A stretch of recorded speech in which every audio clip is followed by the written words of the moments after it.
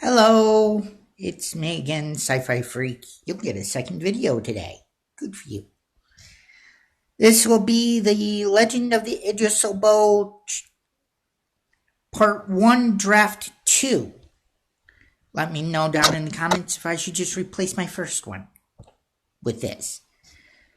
This is Prologue Chapter 1. Hope you enjoy the video.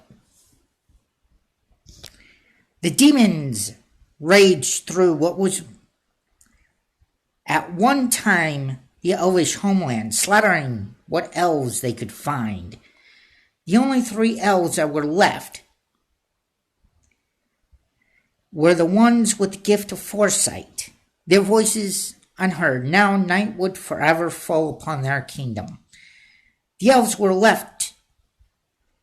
that were left went to the kingdom of man, to the seaside camp of the Amazons, and to the entrance of the underground kingdom of the dwarves, knowing that unless the 3 kingdoms combined their force, they could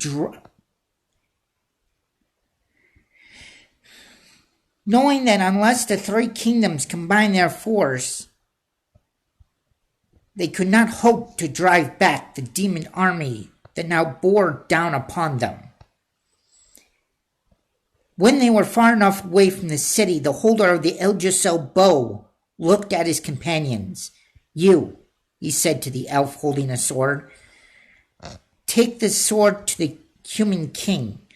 Tell him what is coming. Hopefully, they can prepare an army for the coming battle. I'll take the Yggdrasil Bow to the Amazons' encampment. Meanwhile," he turned to the elf holding an axe covered in elvish runes overlaid in gold, "you take the golden axe to the dwarven kingdom. The demons are still dealing with the elves in the city, but try to stay out of sight." With that, the 3 companions split off, one running straight ahead, knowing that to get to the human kingdom, he would have to cross a vast plain. His only hope was that he be seen by the human patrols before the demons. One headed off in the direction of the Amazons' camp, keeping to the shadows of the trees. Even if a demon were to spot him, all it would see is a shadow. He hoped it would be enough. The last elf headed towards the far-off mountains, home of the dwarves, as fast as the wind. It would take him 3 days at his best speed. He hoped that the demons wouldn't make a move until then. The elf with the sword reached the plain. He could just make out a small patrol in the distance. Just as he saw them, a wizard raised his staff. A crystal fastened to the top glowed a bright white. Suddenly, a lightning bolt shot out of the staff. The elf watched it as it raced towards his right. The bolt hit a demon as it flew just above the trees. The demon fell. As it did so, the elf unleashed the sword and sliced the demon in 2 from where he stood. "Thank you for that," the elf said as he put the sword back in its sheath. "That scout would have reported back if you hadn't taken it out." The elf looked back at the demon's body. "Now, how long would it take to get to your capital? Your king needs this sword." Just as he spoke, an arrow pierced his back. The humans looked up to see another demon scout flying above the tree. "I got the elf!" It spoke to another demon, this one taller than the last 2, about 6 feet 10 inches. The scout flying seemed to be only 4 feet at the most. The taller demon, without breaking eye contact with the humans, spoke in a demonic voice. "Good. Now go back and report this to our leader. I'll handle these maggots." As the elf fell into the arms of the captain, his last words were, "Get your armies. You don't have very long." The demon had red, dark skin, bat wings, a mouth full of fangs, glowing eyes that shined with a sinister light. It held a sinister spear in one hand and a shield forged in the black depths of hell in the other. "You must be humans."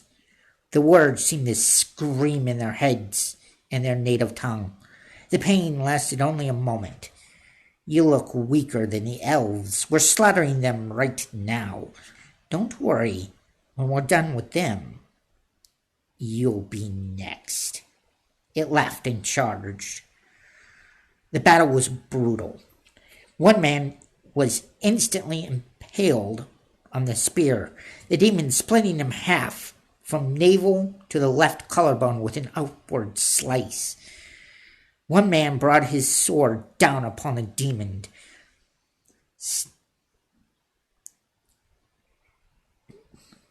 but the demon stopped it with its shield. Smiling, the demon knocked the man back with a jab of his right hand, still holding the spear. A fireball hit the demon. The demon staggered back from the hit. One of the men yelled, "If it can hurt, it can die. Just give the wizard the room he needs." With that, the men charged. A few of the men unhooked the bows from their backs. Arrows fell at the demon. Arrows flew at the demon. As it blocked the arrows, though, a group of men charged it from the side. It turned to face him, taking 3 arrows in the back. It still fought on, swiping and jabbing its spear at the men at its side.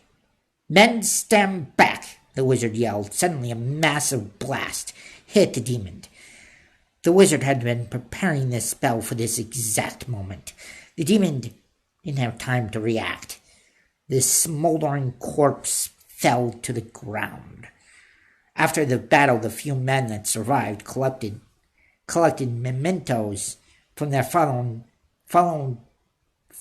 brothers to give their families.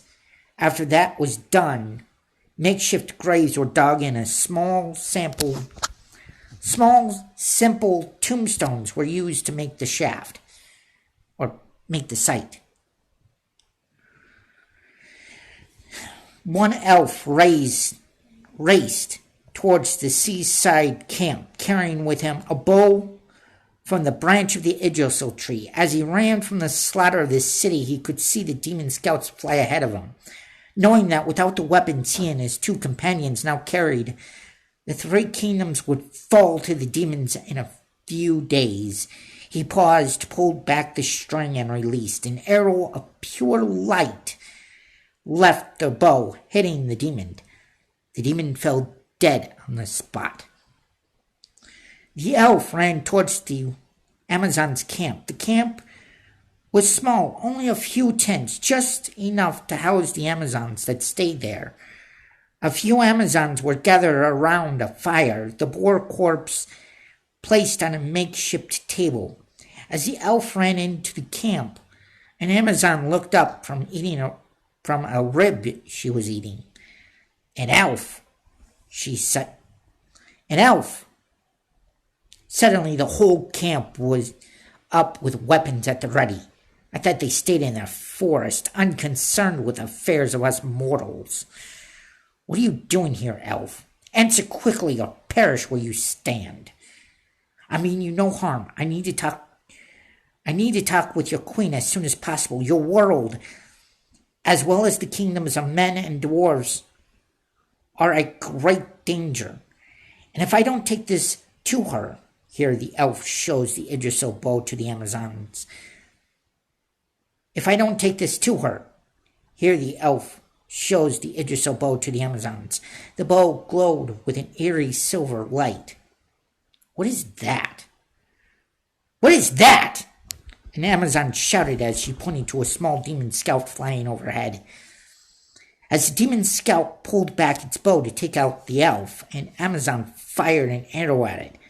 The demon skillfully dodged the arrow but lowered his bow to do so.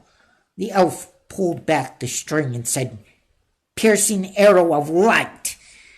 The demon was pierced with a shaft of light. Its dead body fell just outside the encampment with a loud thud. The elf turned to the Amazons. We should leave as soon as we can. More will be coming."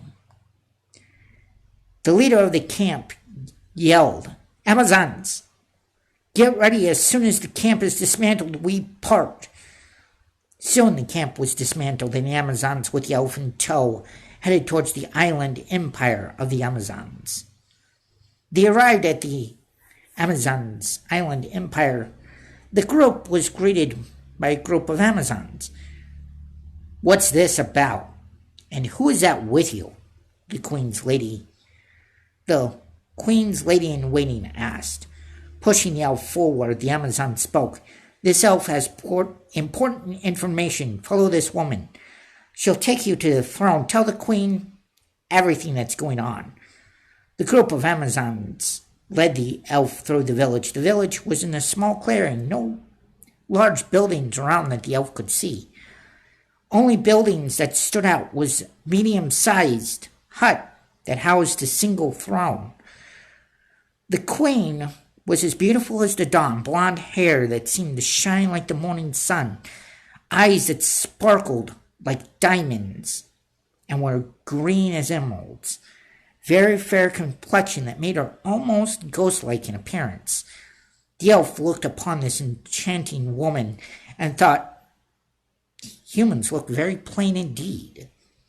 Your Majesty, I'm Elred. Right now a great threat is upon the world, and only by uniting with the dwarves and the kingdom of men can you hope to stop it. What about the elves? Can't they help? After all, your people have more magic than anyone." "I'm afraid that won't be possible. My people are responsible for this calamity and paid for it with their lives. I might be the only one left." After a pause, "I brought this to you." Here the elf gave the Yggdrasil bow to the Queen. That bow was made from the branch of the Yggdrasil tree. It won't decay and will react to the will of its owner. If I may show you, Your Majesty? "Please do, Elred." Elred and the Queen left the hut together. "Now watch, Your Majesty." Elred pulled back the bow and said, "Flame arrow." An arrow made from pure flame formed from the air itself. As Elred released the arrow, it flew without dispersing into a fireball. The arrow hit the tree. The tree burst into flames. The elf smirked, pulled back the bow again, and said, "Ice arrow." This time a shaft made of pure ice hit the tree. The whole tree was covered in ice. Even the flames were frozen in place. Now, explosive arrow. The frozen tree shattered into 1,000 pieces. The bow will conjure any type of arrow you can think of. Take it with the blessing of the elves. Why give it to us? You seem to use it just fine. Your Majesty, anyone can use this bow. That much is true. But with the elvish capital in the hands of the demonic army and the pure light of the elves now shrouded forever in darkness, our time has passed. Even if I survive this war, I would fade away in time. It may take a year or two, but without the light that bore us, we fade as a shadow. Now it's the humans' time, your time, and the dwarves' time. Each of your race has been given a weapon to aid you in this war. However, you must come together to fight this foe. If you don't, the world itself would be plunged into darkness forever. With that, the Queen commands the Amazons to prepare for war. Soon the whole tribe headed off to the kingdom of man. That's all I have. I know this video was a long one, but I hope you enjoyed it nevertheless. See you next time. Same time, same channel. Times may change based on the whims of the creator.